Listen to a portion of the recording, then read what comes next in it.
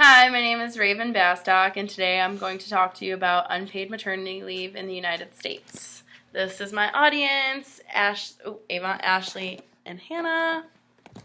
Okay, here we go. How much do you know about working mothers in today's society? Did you know that 57% of the workforce is made up by women, or that 40% of households with children, women are the primary source of income? How about that under the Family and Medical Leave Act, or FMLA for short, women are only allowed 12 weeks of unpaid leave? These facts come straight from the United States Department of Labor website. Seldom do we think about the impact that having a child will have on a family and a financial income until it is time in your life to make that decision.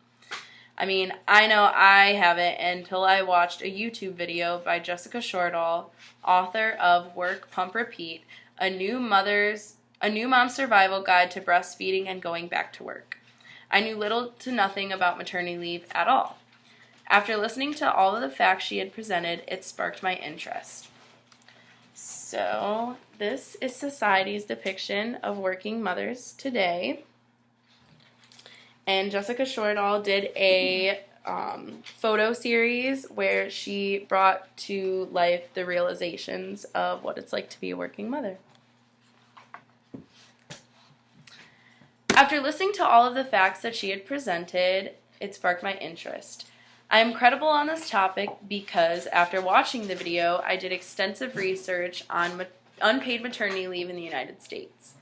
Not only does it impact the direct family, especially the child, it impacts the economy as well. I learned many interesting facts that I would like to share. Today, I'm going to share with you information about the Family and Medical Leave Act, the impacts of a short maternity leave on the mother and child, and the effects of maternity leave on the economy. First, I will inform you on the Family and Medical Leave Act. FMLA was implemented in 1993 and allows eligible employees of covered employers to take unpaid, job-protected leave for specified family and medical reasons. Let's break that down into a few parts. Eligible employees of covered employers.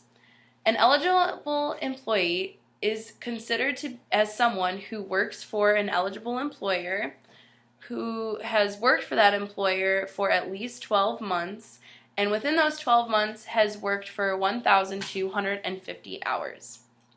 An eligible employer is a public agency, local, state, or federal government, public or private elementary school, and a private sector with 50 or more employees.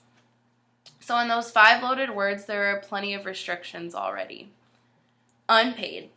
As I have said before, the United States is the only industrialized country in the world to not mandate paid maternity leave.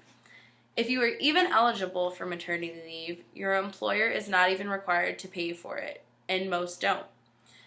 In fact, according to USA Today, only 21% of businesses offer paid maternity leave.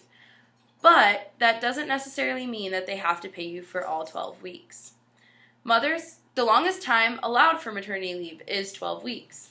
Mothers can go up to 3 unpaid months right after adding a new pricey little bundle of joy to the family. And also keep in mind that 40% of households with children have mothers as the primary breadwinners. Job protected leave for specified and family and medical reasons. The FMLA also states that when the employee returns from leave, they must be restored their original job and position with equivalent pay, benefits, and other terms and conditions of employment. An employer cannot discriminate against the returning employee, and their long-term absence cannot be counted against them. However, this still does not take into account all of the new changes that occur in a woman after she has had a child. The FMLA does not require employers to provide arrangements for essential tasks such as pumping breast milk. New mothers then resort to pumping in the bathroom or in their offices if they even do so at all. So here's a picture This bottom picture, again, was done by Jessica Shortall, and it shows a woman pumping in a bathroom stall, which is gross and unsanitary. And then this woman is confined to a storage closet.